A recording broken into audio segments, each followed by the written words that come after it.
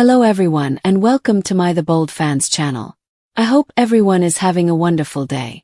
Before we begin, please hit the subscribe button and give this video a thumbs up. According to previews on Thursday, August 20th, The Bold and the Beautiful BNB, Steffy Forrester Finnegan's, Jacqueline McInnes Wood, attempt to come clean won't go as planned.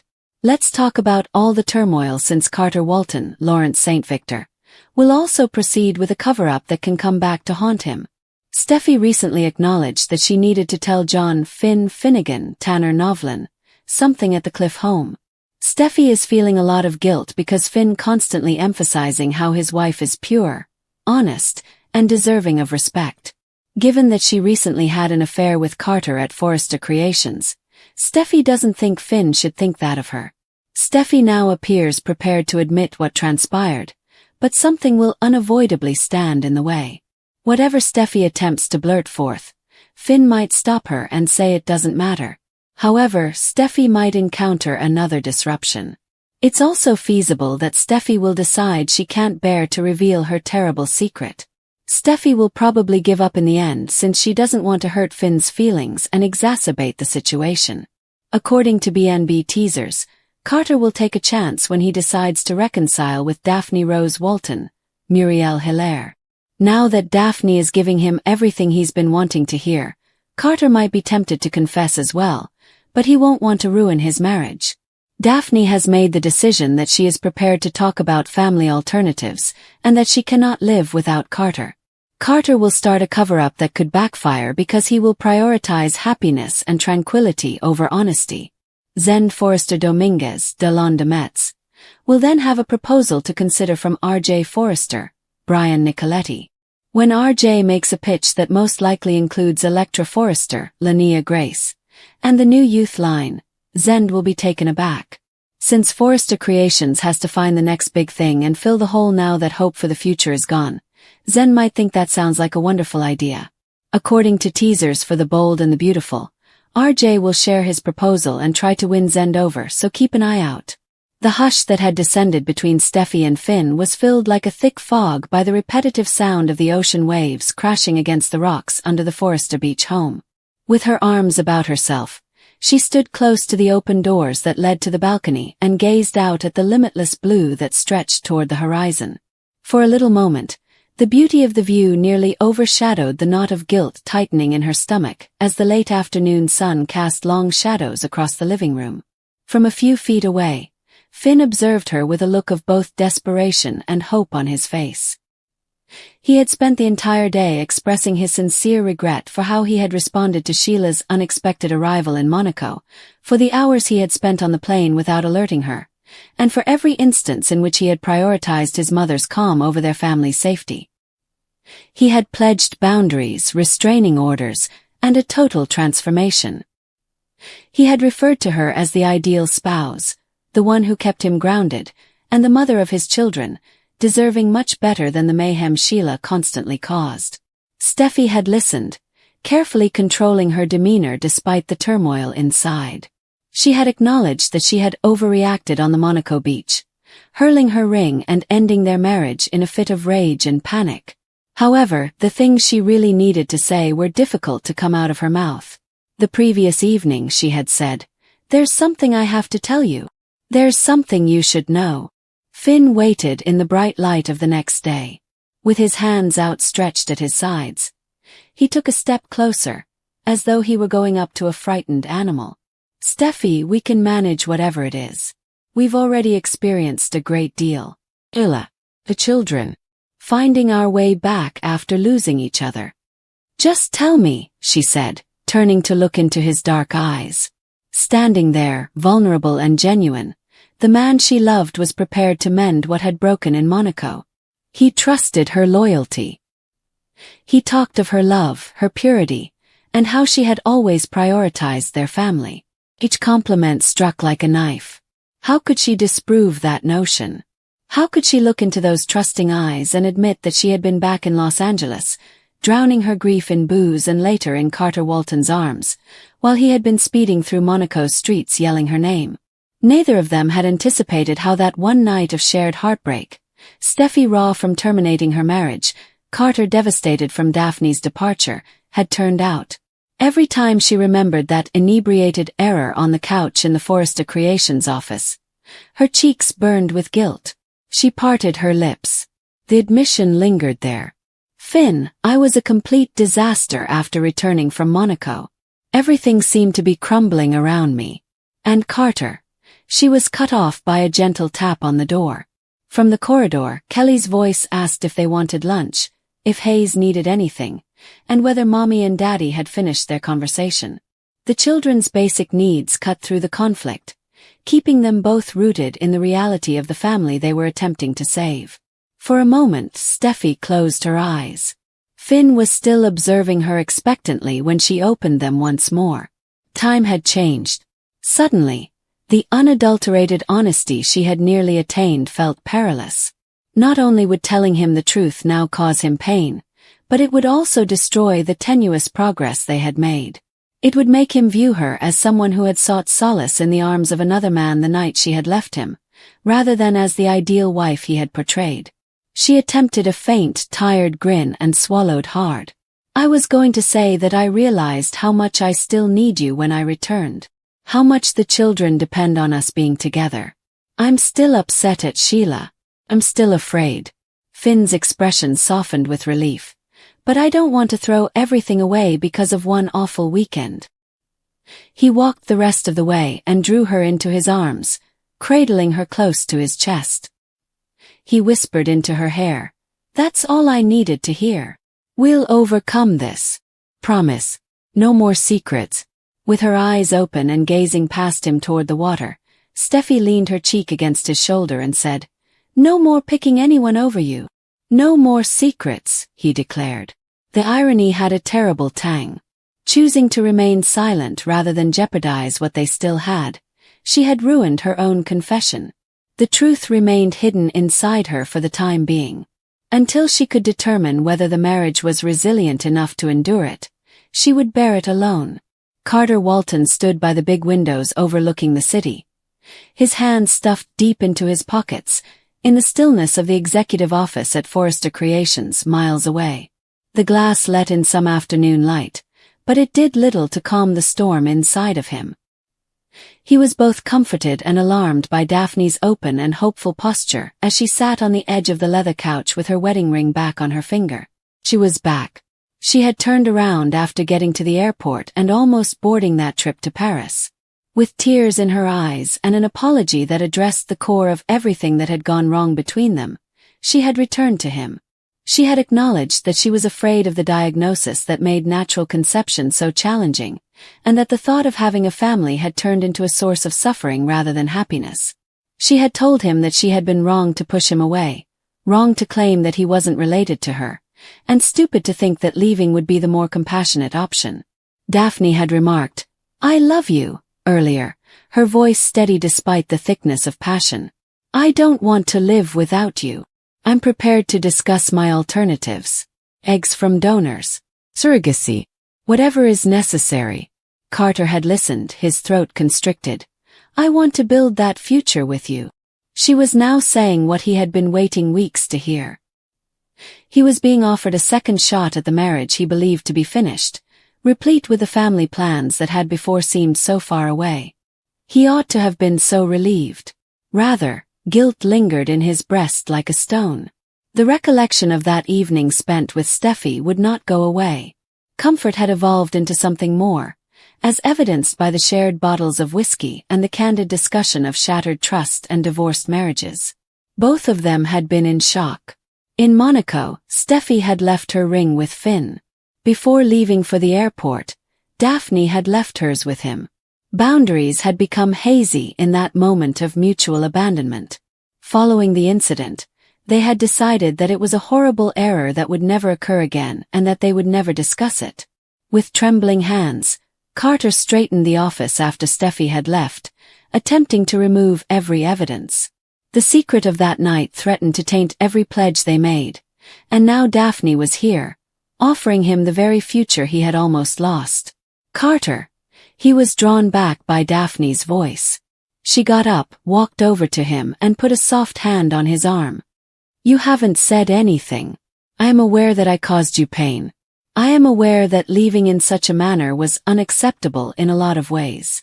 But now I'm here. Let's try again, please. Tell me you still want this, he said, glancing down at her to see the genuineness in her eyes and the hope she was choosing to share in spite of her own anxieties. The want to confess surged suddenly and sharply. He could tell her everything, including how one moment of weakness had complicated everything and how he had buried his anguish with Steffy the night she left.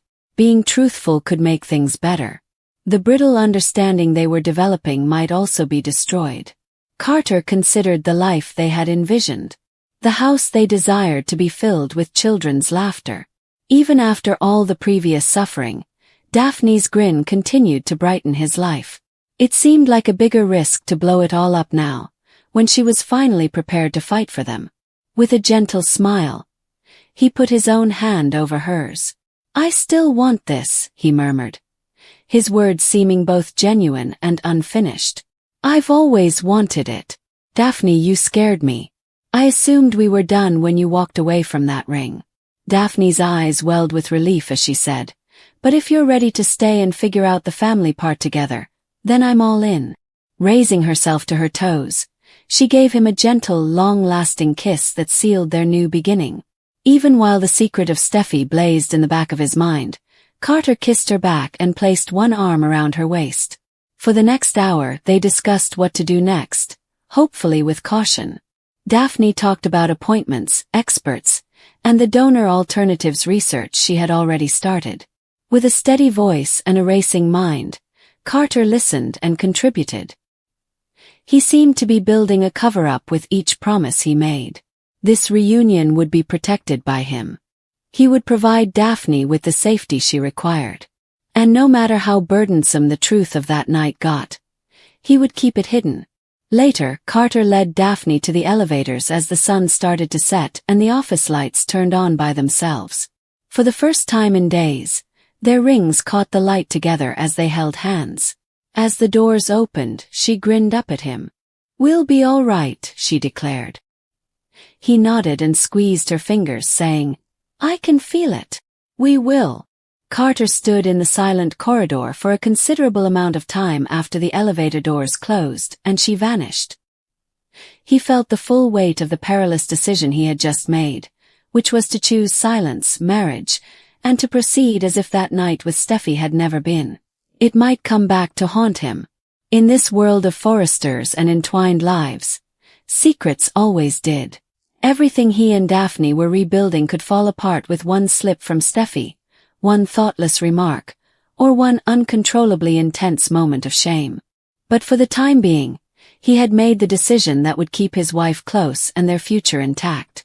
Steffy had taken a same decision across town, sabotaging her confession in order to preserve the tenuous harmony with Finn. 2 marriages, 2 secrets, 2 individuals with the same risky information, each hoping the other would keep quiet. As night fell, the city lights outside the Forrester windows started to glitter. At last, Carter went back to his desk within the structure that contained so many of their histories. He sat hunched down, gazing at the vacant spot where Steffy had once sat across from him, sharing heartache over a drink of whiskey. Unwanted and intense, the recollection persisted. He grabbed up his phone and nearly called her to see if they were still in agreement to never talk about it again. He then put down the phone. It's best to avoid any communication that could lead to inquiries. It would be better to let the secret fade further into the past. Steffy put the kids to bed in the beach home and stood again on the balcony. She was left alone with the sound of the waves and the night air as Finn went downstairs to check on something. Feeling the weight of the words she had not spoken, she closed her eyes and pushed her hands against the railing. It was her own decision, not an accident, that had derailed the confession. After observing Finn's optimistic expression, she concluded that some truths were too expensive at the moment. Perhaps later, when their marriage seemed strong enough to endure the blow, when trust had been completely restored, and when Sheila's shadow had further diminished. Or perhaps never. Perhaps the secret would just become another part of the complex past that each of them carried. She wondered if Carter, who was somewhere in the city, was going through the same internal struggle as Daphne. That evening they had been cautious. No promises, no pronouncements, just two broken individuals seeking momentary comfort. But whether cautious or not, the effects persisted. The untruth got heavier each time Finn described her as flawless and spoke of loyalty. She turned when she heard a faint sound behind her. Finn, holding 2 glasses of water, went out onto the balcony. With a kind smile, he extended one to her. Children are depressed. For once, it was a quiet night. Steffy accepted the glass and snuggled against him when he wrapped an arm around her. The image of a couple making their way back from the edge was depicted as they stood together and observed the black ocean. They had no idea how close the other secret was to coming to light that afternoon, or how the decisions made in those different rooms would affect the days that followed. The lights of Los Angeles glistened in the distance.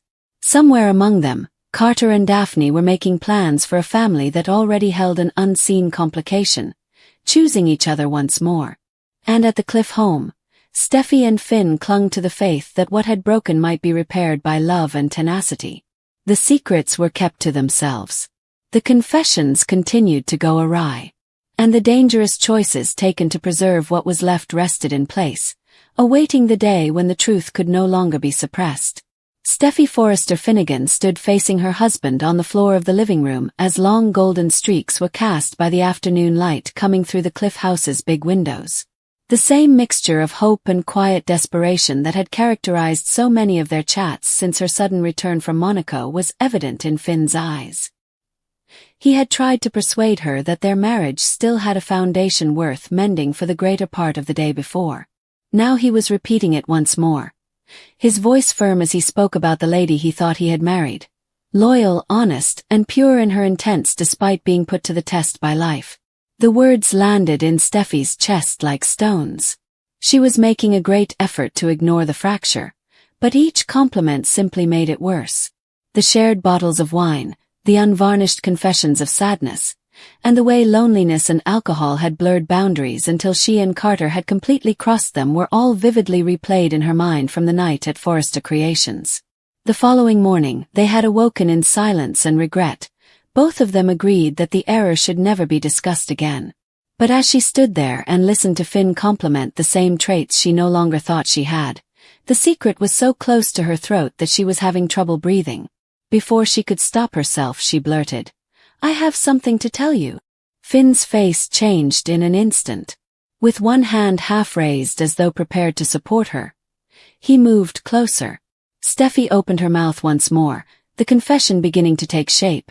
How she had looked for solace in the wrong place, how the guilt was consuming her, and how she no longer deserved the elevated status he continued to bestow upon her.